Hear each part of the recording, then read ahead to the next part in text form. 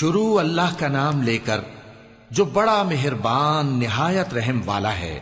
ہم نے نوح کو ان کی قوم کی طرف بھیجا کہ پیشتر اس کے کہ ان پر درد دینے والا عذاب واقع ہو اپنی قوم کو خبردار کر دو۔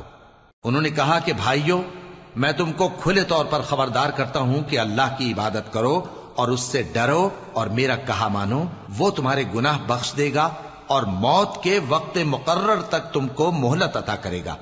جب اللہ کا مقرر کیا ہوا وقت آ جاتا ہے تو تاخیر نہیں کی جاتی، کاش تم جانتے ہوتے۔ جب لوگوں نے نہ مانا تو نوح نے اللہ سے عرض کی کہ پروردگار، میں اپنی قوم کو رات دن بلاتا رہا لیکن میرے بلانے سے وہ اور زیادہ گریز کرتے رہے۔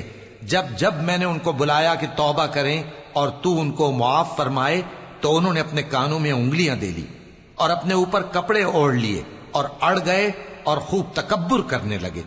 پھر میں ان کو بلند آواز سے بھی بلاتا رہا، پھر علانیہ بھی اور رازداری سے بھی سمجھاتا رہا۔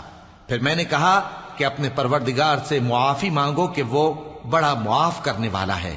وہ تم پر آسمان سے موسلا دھار میں برسائے گا اور تمہارے مال اور بیٹوں میں اضافہ کرے گا اور تمہیں باغ عطا کرے گا اور ان میں تمہارے لیے نہریں بہا دے گا۔ تم کو کیا ہوا ہے کہ تم اللہ کی عظمت کا اعتقاد نہیں رکھتے، حالانکہ اس نے تم کو طرح طرح کی حالتوں میں پیدا کیا ہے؟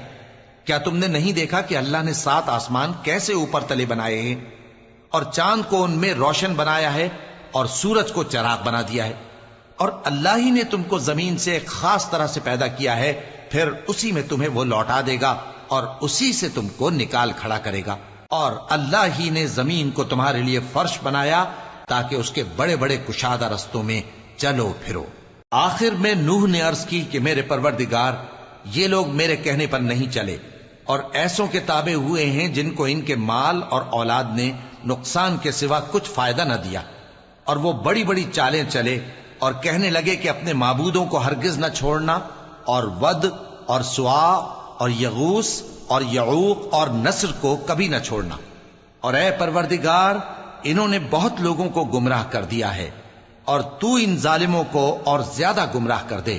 آخر وہ اپنے گناہوں کے سبب پہلے غرقاب کر دیے گئے، پھر آگ میں ڈال دیے گئے، تو انہوں نے اللہ کے سوا کسی کو اپنا مددگار نہ پایا۔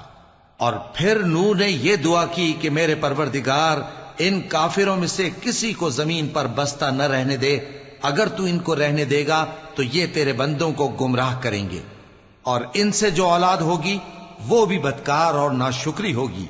اے میرے پروردگار، مجھ کو اور میرے ماں باپ کو اور جو ایمان لا کر میرے گھر میں آئے اس کو اور تمام ایمان والے مردوں اور ایمان والی عورتوں کو معاف فرما، اور ظالم لوگوں کے لیے اور زیادہ تباہی بڑھا۔